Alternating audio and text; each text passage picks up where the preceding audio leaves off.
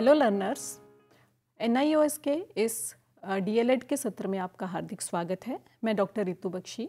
आज हम जिस विषय पर चर्चा करेंगे वह है पर्यावरण अध्ययन की गैर परंपरागत आंकलन युक्तियाँ। तो प्रिय छात्र छात्राओं, जब भी हम बात करते हैं पर्यावरण आंकलन की गैर परंपरागत युक्तियों की, तो सबसे पहले मैं आपसे एक प्रश्न पूछना चाहूँगी कि हमें इन युक्तियों की ज़रूरत क्यों पड़ी। ज़रूरत क्या थी कि हमने जो परंपरागत आंकलन युक्तियाँ थी उससे हटकर कुछ और युक्तियों के बारे में सोचा। तो प्रिय छात्र छात्राओं, क्योंकि आज के युग में जो हमारा छात्र है उसमें इतनी प्रतिभाएं छुपी हैं कि उसका आंकलन एक ही युक्ति से उसकी प्रतिभाओं को हम नहीं आंक सकते हैं। तो आज के इस सत्र में हम विस्तार से चर्चा करेंगे कि गैर परंपरागत आंकलन युक्तियाँ हैं क्या, इसकी आवश्यकता क्यों पड़ी और किस किस तरीके से हम एक सर्वांगीण विकास के लिए जो एक छात्र का आंकलन है हम किस तरह से कर सकते हैं। सबसे पहले अगर मैं इसके अर्थ पर बात करूं तो आंकलन जो है वो एक संवादात्मक तथा रचनात्मक प्रक्रिया है जिसके द्वारा शिक्षक को यह ज्ञात हो जाता है कि विद्यार्थी का उचित अधिगम हो रहा है या नहीं।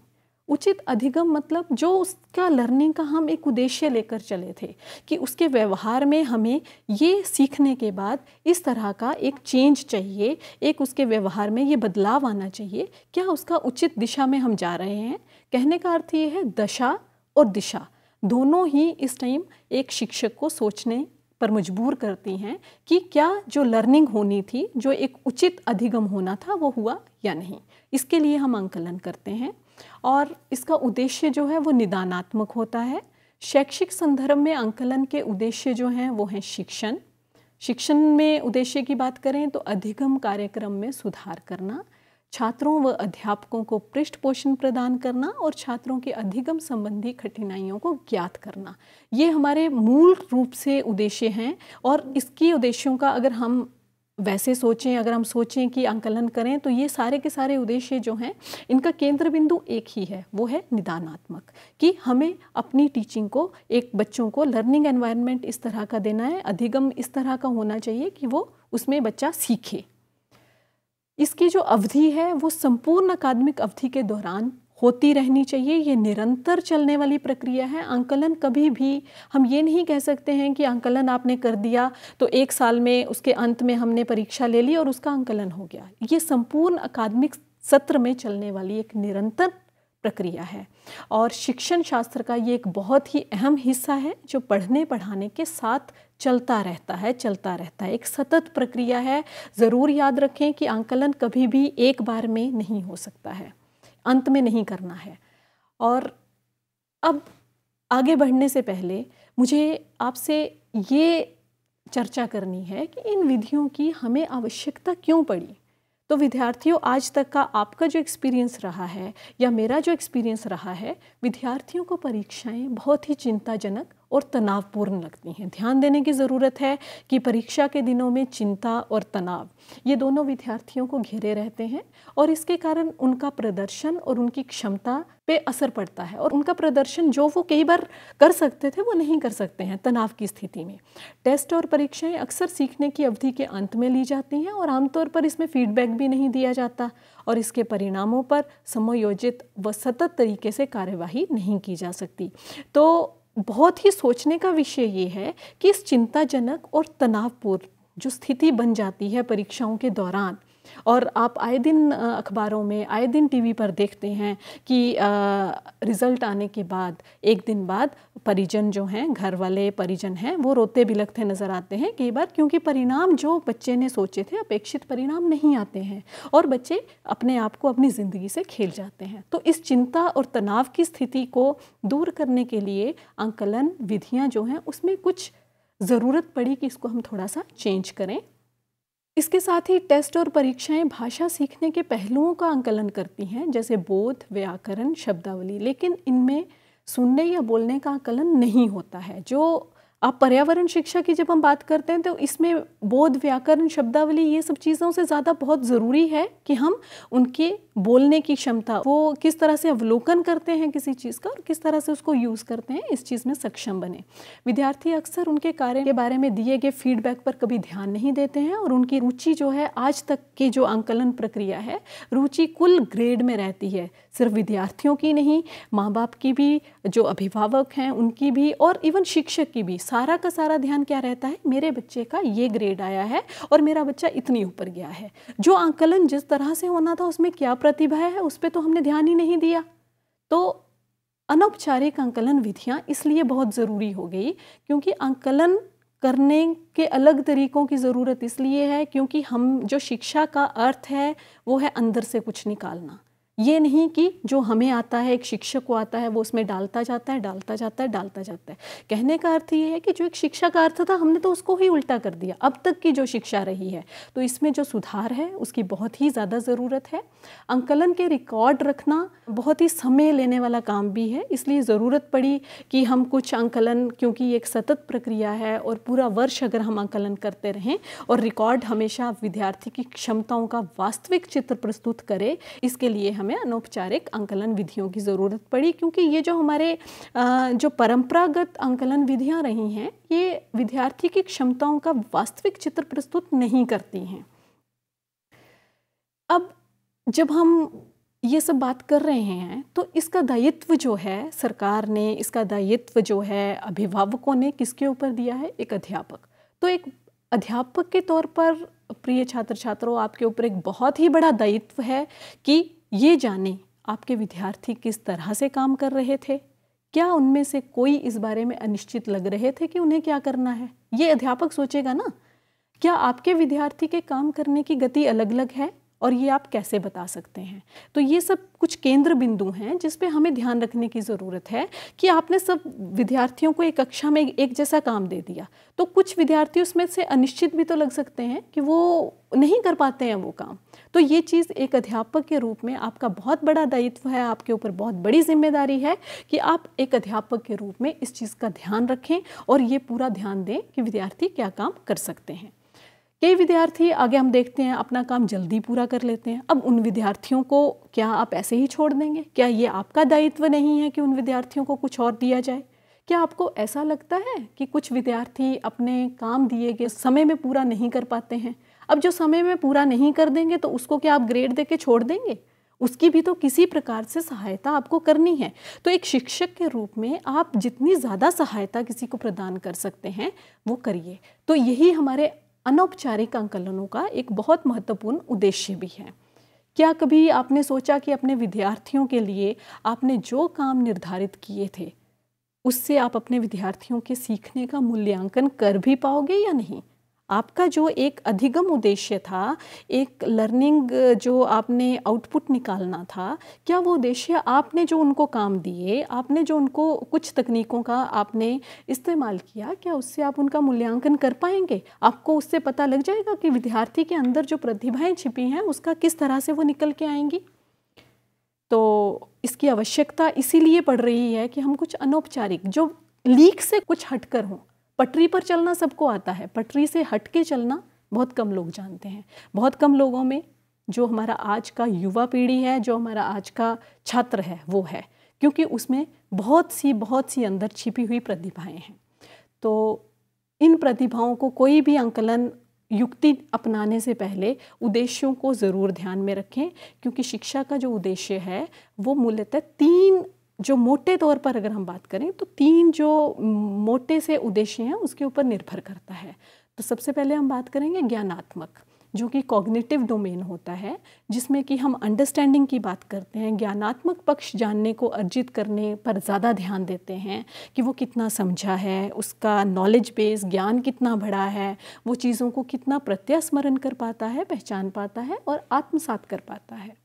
भावनात्मक संकल्पना, जिसको कि इफेक्टिव डोमेन। और प्रिय छात्र छात्राओं, ये जो पर्यावरण शिक्षा है, भावात्मक संकल्पना, इसका बहुत ही बड़ा उद्देश्य है। भावनात्मक पक्ष का अर्थ भाव से, अर्थात छात्र किसी काम को करने के लिए कितना धनात्मक महसूस करता है, ये बहुत ज़रूरी है कि भावनात्मक संकल्पना का उद्देश्य जो है शिक्षा का, पर्यावरण शिक्षा में कोई भी जब भी आप तकनीक अपनाते हैं इसको ज़रूर ध्यान में रखें। जैसे कि अभिप्रेरणा, पूछना, स्वीकार करना, तो ये वो चीज़ है जो आप में कुछ वैल्यूज़ क्रिएट करती है, वैल्यूज़ जो कि आपका दृष्टिकोण से संबंधित होती है। तो ये एक बहुत ही बड़ा उद्देश्य है पर्यावरण शिक्षा में। तो कोई भी तकनीक बनाने से पहले इसको ज़रूर ध्यान में रखें कि भावात्मक रूप से छात्र इस चीज़ से कितना जुड़ा है और उसको किस तरह से आप जोड़ सकते हैं। और तीसरे उद्देश्य की अगर हम बात करें, जो बहुत अहम उद्देश्य है इसमें, वह है क्रियात्मक, जिसको हम कोग्निटिव डोमेन भी कहते हैं। गत्यात्मक पक्ष का अर्थ है या क्रियात्मक का अर्थ है क्रियाओं के करने से, जिसको हम साइकोमोटर कहते हैं कि कोई भी चीज़ जो है कर करके सीखना। ठीक है, ये नहीं है कि हमने सुन के सीखना, नहीं, करने से चीज़ों को सीखना। खुद ही करने से जब हम चीज़ों को सीखेंगे तो क्या होता है, जो शिक्षा है वो प्रयोजनात्मक बन जाती है, उसका कोई प्रयोजन होता है। शिक्षा जो है अंत में, हम कोई भी शिक्षा जो है वो अर्थहीन होती है अगर उसका कोई प्रयोजन नहीं है, और जो हम अंत में उससे अचीव करना चाहते थे वो हमें मिलना चाहिए। तो इन 3 उद्देश्यों को ज़रूर ध्यान में रखें कोई भी तकनीक जो है वो अपनाने से पहले या छात्रों पर कोई भी तकनीक को प्रयोग करने से पहले। अब आज तक की जो शिक्षा है वो आंकलन किस तरह से करती आई है? 2 ही पैमानों पर हमने आज तक की शिक्षा को जो है वो नापा है। एक है सफलता और एक है विफलता। अब ये सफलता और विफलता क्या होती है? विफलता क्या होती है मुझे आज तक समझ में नहीं आया। जो विफल हुआ है उसने कुछ लर्निंग तो की है, उसने कुछ तो सीखा है। तो सफलता और विफलता, बस ये 2 चीज़ें अध्यापक को भी पता है, बच्चे को भी पता है, और सोसाइटी में, हमारी कम्युनिटी में सबको पता है सफलता और विफलता। इसी के बेसिस पे हम क्या करते हैं कि नहीं, हमने आंकलन किया, ये बच्चा सफल हो गया, ये बच्चा विफल हो गया। मुझे आपसे ये प्रश्न पूछना है कि जो बच्चा विफल हुआ, क्या उसने कुछ सीखा नहीं? विफलता से ही तो सीखते हैं। तो परीक्षा में सफलता महत्वपूर्ण है। मैं इस बात से पूर्णतः सहमत हूँ कि सफलता बहुत ज़रूरी है, और अच्छे कॉलेज में पढ़ाई, सामाजिक स्थिति और बाद में व्यावसायिक जीवन में सफलता से इसको जोड़ा जाता है। तथापि परीक्षा के लिए तैयारी पर संकेंद्रण सीखने के अनुभव को प्रतिकूल ढंग से प्रभावित कर रहा है। NCERT 2005 में इस पे विस्तार से चर्चा हुई, और उन्होंने ये बोला कि उसमें ये लिखा गया कि हम शिक्षा के आंकलन के बुरे प्रभावों से बहुत चिंतित हैं, क्योंकि आज तक की जो परीक्षाएं हैं वो बच्चों के लिए सार्थक और आनंद में, जो हमने माहौल बनाना था, बच्चों को एक सार्थक शिक्षा देनी थी, वो चीज़ नहीं कर पाई हैं। और वर्तमान में ये जो बोर्ड की परीक्षाएं हैं, ये तनावपूर्ण स्थिति है वो पैदा कर रही हैं, और नकारात्मक ढंग से ये शिक्षा को बहुत ही बुरी तरह से ये प्रभावित कर रही है। अब बात करेंगे हम आकलन के प्रकारों पे। तो आकलन के जो प्रकार हैं बहुत ही तरह के हो सकते हैं, बहुत सी चीज़ें हैं। आकलन के प्रकार जो हैं ये एक अध्यापक पर निर्भर करेगा कि वो किस तरह से आकलनों को बनाता है, आकलन के तकनीकों को यूज़ करता है, उपकरणों को वो अपनाता है, और वो किस तरह से इनको बच्चों के ऊपर लागू करता है। तो आकलन के प्रकार हैं प्रारंभिक, जैसे प्रदर्शन विधि के लिए औपचारिक, क्विज़ है, परीक्षण है, निबंध है, प्रयोगशाला है।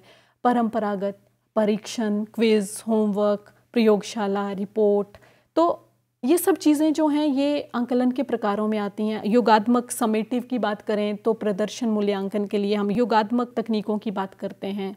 अनौपचारिक कक्षा के दौरान और अंत में सक्रिय प्रश्न पूछकर भी हम कुछ अनौपचारिक तरीके से बच्चों से बहस, डिस्कशन करते हैं, वो करते हैं। तो इस तरह से ये आंकलन के प्रकारों में आ जाती हैं। वैकल्पिक प्रस्तुतियाँ होती हैं, कुछ चीज़ें हैं वैकल्पिक भी होती हैं जिसमें कि हम शामिल कर सकते हैं प्रस्तुतियाँ, निबंध, पुस्तक समीक्षा, साथियों के साथ वार्तालाप करना, एक दूसरे के ग्रुप में बैठकर कोई कार्य करना। तो ये सब आकलन के प्रकार हैं। अब आकलन युक्तियों का निर्धारण करने से पहले इसका एक दार्शनिक आधार भी है, जो बहुत ही अच्छे से स्वामी विवेकानंद जी ने दिया कि शिक्षा का प्राथमिक प्रयोजन पुरुष और महिला में पहले से मौजूद संपूर्णता को प्रकट करना है। ऑलरेडी प्रेजेंट इन मैन, पहले से मौजूद। स्वामी विवेकानंद ने ये कहा कि शिक्षा जो है वो जो पहले से डिवाइन परफेक्शन आदमी के अंदर मौजूद है, जो चीज़ पहले से मौजूद है उसको निकालना है, ना कि जो चीज़ मौजूद नहीं है उसको उसके बीच में डालना। तो शिक्षा का प्रयोजन जो है वो बच्चे का व्यक्तिगत चहुमुखी विकास करना है, सर्वांगीण विकास करना है।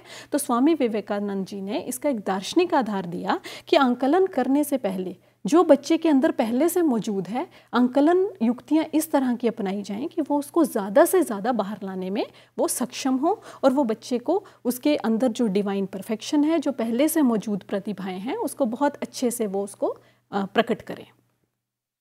21वीं सदी के लिए अंतर्राष्ट्रीय शिक्षा योग की रिपोर्ट में यूनेस्को ने मनुष्यों के जीवन के 4 स्तरों का उल्लेख किया है, जिसमें है भौतिक, बौद्धिक, मानसिक और आध्यात्मिक। तो जब भी हम बात करते हैं शिक्षा की, तो शिक्षा जो है हमेशा ही ऑलराउंड डेवलपमेंट होती है, सर्वांगीण विकास, जो कि भौतिक तरीक़ों से बौद्धिक विकास है, हमारा मानसिक विकास है, आध्यात्मिक विकास है। तो जब हम आंकलन करें तो हम सिर्फ एक ही चीज़ को, मानसिक को लेके ही क्यों वो करें, या बौद्धिक का आंकलन ही क्यों करें? हम क्यों ना ऐसा करें कि कुछ ऐसी आंकलन युक्तियाँ अपनाएं कि जिसमें उसका सर्वांगीण विकास हुआ या नहीं हुआ, जो हमारा शिक्षण अधिगम था उसको हमने पाया है या नहीं पाया है, इसका हम आंकलन कर पाएँ। अब मैं आपसे एक चीज़ कहना चाहूँगी कि पर्यावरण शिक्षा बहुत हटके है दूसरी शिक्षाओं से। तो इसमें पेन पेपर की परीक्षा के अलावा कुछ और भी चाहिए। मैं ये नहीं कहूँगी ये परीक्षा नहीं चाहिए, लेकिन इसके अलावा कुछ और चाहिए। क्यों चाहिए? क्योंकि ये पर्यावरण शिक्षा जो है, EVS भी जिसको हम कहते हैं, ये जुड़ी है आत्म जागरूकता से, सहानुभूति से, आलोचनात्मक चिंतन, सृजनात्मक चिंतन और निर्णय लेना। ये बहुत अहम पहलू हैं। जब हम पर्यावरण शिक्षा की बात करते हैं तो इन पहलुओं पर ध्यान देना बहुत ज़रूरी हो जाता है कि क्या आप बच्चे में उसको आत्म जागरूक बना पाए हो, आप उसमें इतनी संवेदना जगा पाए हो अपने पर्यावरण के लिए, सहानुभूति, आलोचनात्मक चिंतन, ये सब चीज़ें क्या आप बच्चे में जगा पाए हो। इसके अलावा किसी भी समस्या का समाधान करना, अपने एनवायरनमेंट में रहते हुए वो किस तरह से समस्या का समाधान करता है, ये हमें उसको सिखाना है। वो प्रभावी संप्रेषण, हमारे जो संबंध होते हैं व्यक्तियों के साथ, वो अच्छी तरह से संबंध बिठा पा रहा है नहीं, एडजस्टमेंट जैसे सोसाइटी में होता है, या दबाव के साथ जब हम बात करें तनाव की स्थिति में वो सामंजस्य बिठा पा रहा है, आक्रोश के साथ वो उसको अच्छे से डील कर पा रहा है या नहीं, या अपने संवेगों पर वो नियंत्रण कर पा रहा है या नहीं, मतलब इमोशनल कॉम्पिटेंस कितनी बड़ी है उसकी इसके बाद। तो ये सब चीज़ें जब हम पर्यावरण शिक्षा में बात कर रहे हैं तो ये सब चाहिए।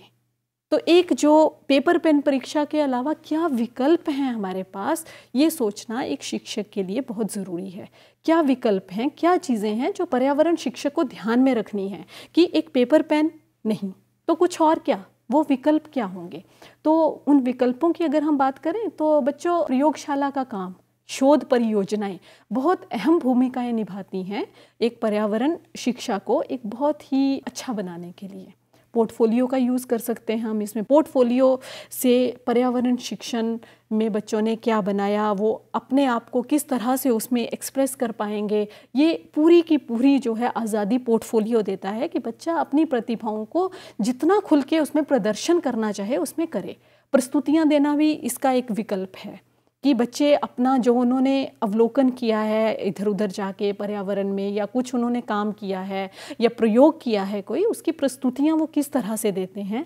शोध पत्र भी इसका एक विकल्प है कि बच्चों को शोध पत्र देकर, उसकी प्रस्तुति देकर वो अपने आप को एक्सप्रेस करते हैं। निबंध लिखना, आत्म मूल्यांकन या सहकर्मी मूल्यांकन, सेल्फ असेसमेंट जिसको हम कहते हैं, या फिर पीयर असेसमेंट कहते हैं कि एक दूसरे का वो करना। इससे क्या है कि उनमें एक बहुत ही ज़्यादा ये भावना विकसित हो जाती है कि वो किस तरह से सीख रहे हैं। तो इसमें मैं एक ही बात कहना चाहूँगी, जो मॉरल है इस सब के विकल्पों को यूज़ करने का, वो ये है, समीक्षा करें, सीखें, संशोधित करें और सुधार करें। समीक्षा, सीखना, संशोधित करना और सुधार करना, ये विकल्प यूज़ करने के लिए जो इसका मॉरल है वो यही है कि आप देखें, किसी भी स्थिति की समीक्षा करें, सीखें, उसमें उसका संशोधन करते रहें, क्योंकि जो लर्निंग है वो तो हर समय चलती रहती है, और उसमें सुधार करते रहें। अब पर्यावरण शिक्षा में अनौपचारिक आंकलन के उद्देश्यों की बात करते हैं। तो बोधात्मक, साइकोमोटर और भावनात्मक कौशलों के विकास में सहायता करना, विचार प्रक्रिया पर जोर देना और याद करने पर नहीं। क्योंकि आज तक की हमारी शिक्षा जो रही है, जो ग्रेड आता है, जो हमारा एक्सपीरियंस रहा है, वो याद, जितना बच्चा अच्छे से याद करता है, जिसको हम रट्टा लगाना भी कहते हैं, जितना अच्छा वो याद करता है उतना ही अच्छा उसका ग्रेड आ जाता है। तो ये विचार प्रक्रिया पर जोर दीजिए इसमें पर्यावरण शिक्षा में, और मूल्यांकन को अध्यापन अधिगम प्रक्रिया का अभिवाज्य अंग बनाना। इसके उद्देश्यों में जो बहुत ही अहम भूमिका निभाता है वो है नियमित निदान। ध्यान दीजिएगा, नियमित निदान, जो कि एक सतत प्रक्रिया है और पूरा सत्र भर चलती रहती है। नियमित निदान करना और उसके बाद सुधारात्मक अनुदेश के आधार पर छात्रों की उपलब्धि और अध्यापन अधिगम कार्यनीतियों के सुधार हेतु मूल्यांकन का उपयोग करना। निष्पादन का वांछित स्तर बनाए रखने के लिए गुणवत्ता नियंत्रण के रूप में मूल्यांकन का उपयोग करना। ये उद्देश्य हैं, कुछ अनौपचारिक आंकलन करने के उद्देश्य हैं। लेकिन प्रिय छात्र छात्रों, ज़रूर ध्यान रखिएगा, नियमित निदान इसका एक अभिन्न अंग है। और उसके बाद सुधार करना कि बच्चे की लर्निंग तो उसी से होगी, उसका निदान करिए, उसको रेमिडियल टीचिंग दीजिए और उसके बाद उसका सुधार करिए। पर्यावरण शिक्षा में इसके उद्देश्यों पे थोड़ी सा और चर्चा अगर करें तो एक कार्यक्रम की सामाजिक उपयोगिता, वांछनीयता या प्रभावशीलता का निर्धारण करना और छात्र के सीखने की प्रक्रिया और सिखाने के परिवेश के बारे में उपयुक्त निर्णय लेना भी इसमें शामिल है। अध्यापन और अधिगम की प्रक्रिया को छात्र केंद्रित गतिविधि भी बनाना है। छात्र केंद्रित आज की बहुत पहले से चला आ रहा है। हमारे बहुत से शिक्षाविद हैं, हमारे बहुत से मनोवैज्ञानिक हैं जिन्होंने इस बात पर जोर दिया है कि जो शिक्षा है वो हमेशा ही छात्र केंद्रित होनी चाहिए। तो अगर शिक्षा छात्र केंद्रित होनी चाहिए तो आंकलन क्यों छात्र केंद्रित नहीं होना चाहिए? आंकलन क्यों एक अध्यापक केंद्रित होना चाहिए कि जो अध्यापक को आसान विधि लगती है वो उससे आंकलन करेगा? नहीं। जब छात्र केंद्रित शिक्षा की बात करते हैं तो सिर्फ शिक्षा वो नहीं है कि जिसमें हम छात्र को ही वो करें, जिसमें आंकलन भी शामिल है। आंकलन जो है वो भी छात्र केंद्रित होना चाहिए, इस बात पर अच्छे से ध्यान देना चाहिए। तो इसीलिए हमें इन अनौपचारिक तकनीकों की ज़रूरत पड़ी, क्योंकि छात्र केंद्रित आंकलन करना था। अब छात्र केंद्रित आंकलन की बात करें तो असाइनमेंट्स, जिसको हम प्रदत्त कार्य भी कहते हैं, ये बहुत ही अहम हिस्सा है। असाइनमेंट जब आप किसी को देते हो, आप किसी को, कोई बच्चे को कार्य देते हो, तो उसको अंदर से ये भावना आती है कि मुझे ये कार्य किया है, एक सेंस ऑफ रिस्पॉन्सिबिलिटी, मेरा ये उत्तरदायित्व है कि मैं इसको काम को पूरा करूं। अगर पर्यावरण शिक्षा की हम बात कर रहे हैं, वो छात्र जुट जाता है उससे संबंधित सभी जानकारी को एकत्रित करने में, क्योंकि उसको एक बहुत अच्छा असाइनमेंट बनाना है। उसको असाइनमेंट के रूप में एक मौका मिला है कि वो अपने शिक्षक को एक असाइनमेंट के रूप में अपनी प्रतिभाओं को उजागर करने के लिए उसको एक शिक्षक ने मौका दिया है। तो इससे क्या होता है, छात्र खुद सीखने के लिए बहुत अग्रसर रहता है, प्रेरित होता है। इस विधि में बच्चों को समस्या दी जाती है और उस पर अपनी प्रतिभा दिखाने की खुली छूट दी जाती है। ये एक बंद नहीं है कि आपने येस नो किया, आपने एक इतने शब्दों में एक आंसर देना है। शिक्षक ने बोला कि आपको छूट है, अपनी प्रतिभा जितनी दिखा सकते हो दिखाओ, जाओ जियो अपनी ज़िंदगी। ठीक है, तो असाइनमेंट बहुत ही अहम हिस्सा है। आप कभी भी देखिएगा कक्षा में पढ़ाते समय, या आपका अपना एक्सपीरियंस रहा होगा, जब भी किसी शिक्षक ने आपको कोई असाइनमेंट दी है तो आप उसको सेल्फ रिस्पॉन्सिबल अपने आप को मानते हो कि शिक्षक ने मुझ पे भरोसा किया है और मुझे इस कार्य को इतनी अवधि में पूरा करना है। और उसमें हर जो बच्चा है वो ना तो रटता है, ना वो किसी को कॉपी करता है। वो क्या करता है, अपनी अंदर की प्रतिभाओं को उजागर करने के लिए इस विधि से अपने आप को बहुत अच्छे से उजागर करता है। अब अगली जो हमारी है आंकलन की अनौपचारिक विधि, वो है परियोजना, जिसमें कि हम प्रोजेक्ट के द्वारा बच्चों को कोई प्रोजेक्ट देते हैं और उसके बेसिस पे हम कहते हैं कि हम आपका आंकलन करेंगे। जॉन डेवी के छात्र थे किलपात्रिक, उन्होंने इस विधि को जन्म दिया और इस विधि से बच्चों को स्वयं अपनी रुचि के अनुसार कार्य करने की आज़ादी दे दी। इसमें उनका कार्यात्मक, भावनात्मक, क्रियात्मक विकास होता है। क्योंकि जब भी हम किसी बच्चे को प्रोजेक्ट देखिए आप इस चित्र में देखिए, बच्चों को एक प्रोजेक्ट मिला है, चाहे वो आप उनको वो प्रोजेक्ट अकेले भी दे सकते हैं या समूह में दे सकते हैं। समूह में देने से पर्यावरण शिक्षा में क्या होता है, एक सामूहिक भावना का विकास होता है। तो आप इस चित्र में देखिए कि बच्चे किस तरह से, हर एक बच्चा जो है वो कुछ ना, जब हम उसको प्रोजेक्ट देते हैं उसको आज़ादी है, वो तनावपूर्ण स्थिति से बाहर निकल जाता है और इसी के बेसिस पे जो एक शिक्षक है वो उसका आंकलन कर सकता है। प्रोजेक्ट के बहुत से प्रकार हो सकते हैं। ये निर्माण संबंधी होता है, निरीक्षण संबंधी होता है, उपभोक्ता संबंधी होता है। ये मैं आपको पर्यावरण शिक्षा के संबंध में बता रही हूँ। संरक्षण संबंधी होता है, पहचान करनी है, शल्य कार्य है, या समस्यात्मक, किसी भी समस्या का निदान करना है। उनको हमने कोई समस्या दे दी, उस पर बोला कि आप इस पे करिए, तो बच्चों को एक खुली छूट मिलती है, उनके पंख जो हैं वो खुलते हैं। तो बहुत ज़रूरी है कि हम अपने बच्चों के पंखों को उड़ान दे दें।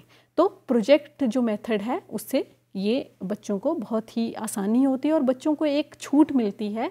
एक बच्चे अपना खुल के किसी भी चीज़ को अपने आप को पेश कर सकते हैं। अब पोर्टफोलियो, जैसा कि मैंने पहले भी बोला कि पोर्टफोलियो एक ऐसा बच्चे को प्लेटफॉर्म एक शिक्षक देता है जिससे कि बच्चा अपनी प्रतिभा को उस पोर्टफोलियो में लगाता चला जाता है। पोर्टफोलियो डिपेंड करता है, वो निर्भर करेगा कि शिक्षक ने क्या टॉपिक दिया है, किस तरह का उसको उन्होंने काम दिया है। परंतु कुछ विद्यालय छात्र की प्रगति पर रिपोर्टिंग के लिए पोर्टफोलियो का बहुत ज़्यादा उपयोग करते हैं, क्योंकि पोर्टफोलियो जो है बहुत ज़्यादा महत्वपूर्ण आंकलन युक्ति है जब हम बात करते हैं इसकी अपनी पर्यावरण शिक्षा, जिसको हमने EVS भी बोला। अगर हम 1986 नेशनल पॉलिसी ऑफ एजुकेशन में बात करें तो उन्होंने जो प्रपोजल यही दिया था कि सामाजिक विज्ञान और विज्ञान इनको जोड़ के प्राथमिक स्तर पर EVS या पर्यावरण शिक्षा बना दी जाए। तो पर्यावरण शिक्षा को जब हमने इकट्ठा किया तो पोर्टफोलियो इसमें बहुत अहम भूमिका निभाता है जब हम उनके आंकलन की बात करते हैं। पूरे वर्ष में बच्चा जो भी उसने वास्तविक कार्य किए हैं वो पोर्टफोलियो में एकत्रित करता चला जाता है और वो अपने शिक्षक को वो पोर्टफोलियो देता है और उस तरह से वो शिक्षक उसका आंकलन कर पाता है कि बच्चे ने क्या क्या काम किया है और इसको कितने निदान की ज़रूरत है। शिक्षक छात्रों के काम को इकट्ठा करते हैं और प्रत्येक बच्चे के लिए एक अलग फाइल संकलित करते हैं।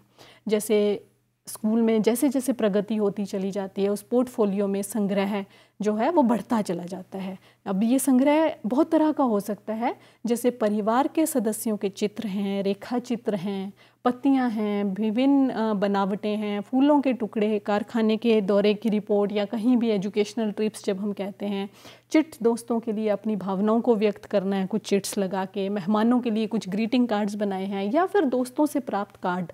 तो ये सब चीज़ें हम पोर्टफोलियो पर छात्र लगाकर अपने शिक्षक को देते हैं और ये पोर्टफोलियो धीरे धीरे बढ़ता चला जाता है। अब एक अच्छा शिक्षक जो है इस पोर्टफोलियो के द्वारा बच्चे में की छिपी प्रतिभाओं को बहुत अच्छे से निकाल सकता है। तो शिक्षक का जो उत्तरदायित्व है उसको समझना बहुत ज़रूरी है, इसीलिए हम इन अनौपचारिक पद्धतियों का इस्तेमाल भी करते हैं। पोर्टफोलियो के कुछ अहम चीज़ें हैं जो ध्यान में रखनी होती हैं। इसमें बच्चे के सभी तरह के कार्यों को शामिल किया जाना चाहिए, ना कि सबसे अच्छा कार्य। कई बार क्या करता है एक शिक्षक जो होता है वो बच्चे का कुछ काम निकाल देता है, नहीं, इसमें सबको शामिल करिए और ये अंकलन रिकॉर्ड और परीक्षण स्कोर की बजाय बच्चे को उसको अंदर रखिए उसको कि उसने वास्तविक रूप पर क्या क्या कार्य किया है। और स्कोर देने की ज़रूरत नहीं है, बच्चे की प्रतिभाओं को इसमें जानिए और इसे ध्यान से संग्रहित करें और आवश्यकता पड़ने पर माता पिता को बड़े करीने से पेश करें, क्योंकि अभिभावक को एक छात्र छात्राओं की प्रतिभा बताना बहुत ज़रूरी है। क्योंकि अभिभावक आज तक अपने बच्चे के स्कोर या ग्रेड की चिंता में ही रहते हैं। तो आप एक अच्छा शिक्षक जो है पोर्टफोलियो के माध्यम से अभिभावक के साथ बहुत ही अच्छी काउंसलिंग भी उनकी कर सकता है। पोर्टफोलियो की रिपोर्टिंग करते समय भी कुछ चीज़ों का ज़रूर ध्यान में रखें कि बच्चे की विभिन्न क्षमताओं की सूचना दी जाए। प्रत्येक सूचक को एक अलग ग्रेड दिया जाता है। बच्चे विभिन्न संकेतकों के लिए अलग अलग स्तर का यूज़ करते हैं और उनका ध्यान रखते हैं। EVS में बच्चे की प्रगति की रिपोर्ट करने पर समग्र दृष्टिकोण के बारे में माता पिता को सूचित करना बहुत महत्वपूर्ण है। ऑब्जर्वेशन, अवलोकन का अर्थ है एक उद्देश्य के साथ चीज़ें देखना, और EVS में मूल्यांकन का या आकलन का ये एक बहुत अनिवार्य अंग है। कक्षा में बातचीत का निरीक्षण करना या फिर पर्यावरण में, एनवायरनमेंट में जाकर किसी चीज़ का अवलोकन करना। तो उदाहरण के लिए काम की आदतों और पर्यावरण के प्रति दृष्टिकोण, स्वतंत्र रूप के साथ सहयोगी रूप से काम करने की योग्यता, कक्षा में विविधता का उत्तर देना और विचारों और समझ का विकास करना। तो ये जो अवलोकन प्रक्रिया है आंकलन की, ये बहुत ही ज़रूरी है। जैसे कि आप देखेंगे किसी भी बच्चे को अगर आप नेचर में छोड़ देते हैं, नेचुरलिज्म, उसने बोला बैक टू नेचर, बच्चा खुद सीखता है, लर्निंग बाय डूइंग, उसकी लर्निंग अपने आप होगी, उसको छोड़ दीजिए, खुला छोड़ दीजिए, बच्चा अपने आप सीखेगा। तो ये जो अवलोकन है ये इस पद्धति पर निर्भर करता है, इसका दार्शनिक विचार यही है। तो आंकलन की एक अंत में एक बड़ी तस्वीर आपको पेश करना चाहूँगी कि हमारे मूल्यांकन परोक्ष रूप से छात्रों की शिक्षा और उपलब्धि को प्रभावित करते हैं। हमेशा एक शिक्षक के रूप में याद रखिए कि जो भी आंकलन एक शिक्षक ने किया है वो बच्चे की उपलब्धि को प्रभावित करेगा। वो आगे की लाइफ में कितना सक्सेसफुल होता है, कितना ज़्यादा उन्नति करता है, इस का जो श्रेय है वो उसके मूल्यांकन पर, उसके आंकलन पर जाएगा। हमारे उपकरण और प्रथाओं को हमारे शिक्षा लक्ष्यों और उद्देश्यों से ज़रूर मेल खाना चाहिए। हमारा स्कोरिंग मानदंड यथासंभव स्पष्ट होना चाहिए और लगातार हमें अपने उपकरणों का, जिन भी उपकरणों का हम इस्तेमाल कर रहे हैं, उसका मूल्यांकन करते रहना चाहिए। तो प्रिय छात्र छात्रों, ज़रूर याद रखें कि ये जो छात्र हैं ये हमारी बौद्धिक विरासत हैं, हमारी इंटेलेक्चुअल हेरिटेज, हमारे छात्र हैं, हमारे बच्चे हैं, हमारी छात्र छात्राएं हैं। तो बहुत ज़रूरी हो जाता है कि हम इनका ध्यान रखें। एक शिक्षक होने के नाते ये हमारे ऊपर एक बहुत बड़ा दायित्व है। तो आज छात्रों हमने अनौपचारिक जो तकनीकें हैं आंकलन की, उसके बारे में विस्तार से चर्चा की और इसी के साथ मैं आपका धन्यवाद करती हूँ। धन्यवाद।